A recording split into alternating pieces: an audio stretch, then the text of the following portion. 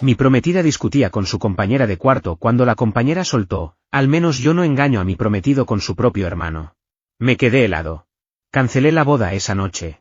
Cuando quiso explicarse, le dije, tu compañera ya dijo todo. Anda con él. Ese día llegué antes de lo normal a su edificio porque mi turno terminó más temprano. Pensé que sería buena idea llevarle comida, algo sencillo, caliente, para aliviar un poco el frío de la noche. Sabía que estaba estresada por el trabajo y quise sorprenderla con un gesto simple. Subí por las escaleras en lugar de tomar el ascensor. Siempre me gustaba esa pequeña expectativa antes de tocar su puerta. Pero a mitad del camino empecé a oír voces. Primero pensé que era una discusión normal entre compañeras de piso. Felicity sonaba molesta, con un tono filoso que pocas veces le había escuchado. Briere, su compañera, respondía todavía más fuerte. Mientras me acercaba al pasillo, las palabras se hicieron más claras. Felicity acusaba a Briere de meterse en su vida personal. Briere le respondía que estaba cansada de cubrirla cada vez que desaparecía por las noches y luego la culpaba de todo. Me detuve. Aquello ya no sonaba a un problema de alquiler, limpieza o convivencia. Sonaba a algo que llevaba tiempo pudriéndose debajo de la superficie. Entonces Briere gritó la frase que lo cambió todo. Dijo que al menos ella no engañaba a su novio cuando fingía salir con las chicas a un café. Me quedé inmóvil durante un segundo. Luego caminé directo hacia la puerta. No toqué. No esperé. La abrí. Felicity estaba en medio de la sala, con las manos levantadas por la rabia. Briere tenía la expresión de alguien que ya no temía las consecuencias. Las dos giraron hacia mí. Felicity pasó de la furia al pánico en un instante. Briere, en cambio, me miró como si hubiera esperado ese momento desde hacía semanas. El silencio que cayó no era falta de palabras. Era la clase de silencio que aparece cuando una verdad ya fue dicha y nadie puede devolverla a su escondite. Le pregunté a Felicity qué significaba aquello. Ella intentó responder demasiado rápido. Dijo que Briere había malinterpretado algo. Luego dijo que estaba celosa de nuestra relación. Después aseguró que todo era una exageración. Pero su voz temblaba, no como alguien con miedo de perderme, sino como alguien con miedo de perder el control de una historia que creía tener dominada. Briere no discutió. Solo tomó su teléfono y me mostró una foto. En la imagen, Felicity aparecía sentada en un lugar con poca luz junto a un hombre que yo no conocía. Estaban demasiado cerca para ser simples amigos. Felicity intentó arrebatarle el teléfono, pero Briere retrocedió. No quería meterme, dijo. Pero ya no voy a seguir ayudándola a mentir. Explicó que guardaba esa foto desde hacía semanas porque no sabía si debía intervenir. Pero Felicity la había llevado al límite acusándola de cosas que no eran ciertas. Felicity dijo que la foto no significaba nada, que aquel hombre era alguien del trabajo, que apenas lo había visto 2 veces. Yo no respondí enseguida. Mi mente solo repetía una cosa, la mentira del café. Esa era su excusa más usada. Cada vez que decía que salía con amigas, siempre terminaban en el mismo café cerca del río. De pronto, todas esas noches que parecían inofensivas empezaron a acomodarse de otra manera. Entonces apareció Margot, la vecina de al lado. Siempre se quejaba del ruido, pero esta vez no parecía molesta, sino cansada. Miró a Felicity con decepción y dijo que la había visto llegar de madrugada varias veces, con ropa distinta a la que llevaba la noche anterior, subiendo rápido a autos de aplicación. Felicity se puso pálida. Intentó acusarla de espiarla, pero sonó vacío. Briere entonces admitió que ya había intentado hablar con Felicity en privado. Le dijo que no quería verla destruir su compromiso. Pero Felicity la amenazó con echarla del apartamento y aseguró que podía hacer que el arrendador se pusiera de su lado. Le pregunté a Felicity por qué me repetía siempre la misma historia de las salidas al café. Ella empezó a hablar tan rápido que se contradijo en la primera frase.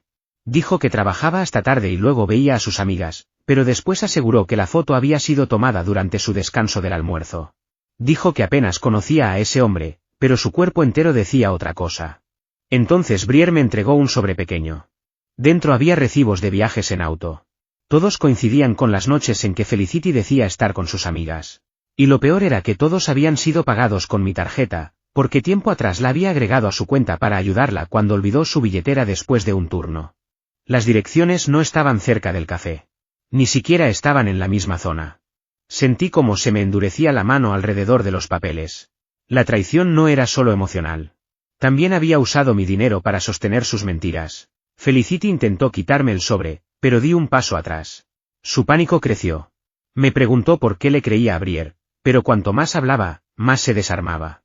Culpó al estrés, al trabajo, a los malentendidos, a Briere, incluso a los recibos. Todo, menos a sí misma. Luego cometió el error final. Mencionó una fecha equivocada. Dijo que esa noche había salido con amigas, pero Briere le recordó que esa noche Felicity había estado conmigo y mi familia en una cena. Ahí su historia se derrumbó por completo. No lloró con arrepentimiento. Estalló de rabia. Culpó a todos en la sala, incluso a Margot, que apenas la conocía. Yo no grité. Gritar habría hecho que el caos pareciera más grande. Solo me quedé ahí, con los recibos en la mano, entendiendo que algo entre nosotros se había roto de forma definitiva. Felicity intentó acercarse para explicarme otra vez, pero Briere se interpuso. Basta de fingir, le dijo. La sala volvió a quedarse en silencio. Pero esta vez no era sorpresa. Era la verdad ocupando todo el espacio. Salí del apartamento sin decirle a Felicity a dónde iba. Ni siquiera yo lo sabía hasta que ya estaba bajando las escaleras. Los recibos en mi bolsillo no eran solo pruebas. Eran direcciones. Coordenadas. Cada una apuntaba a lugares de la ciudad que yo nunca visitaba. Y había un nombre que no podía sacarme de la cabeza, Jace.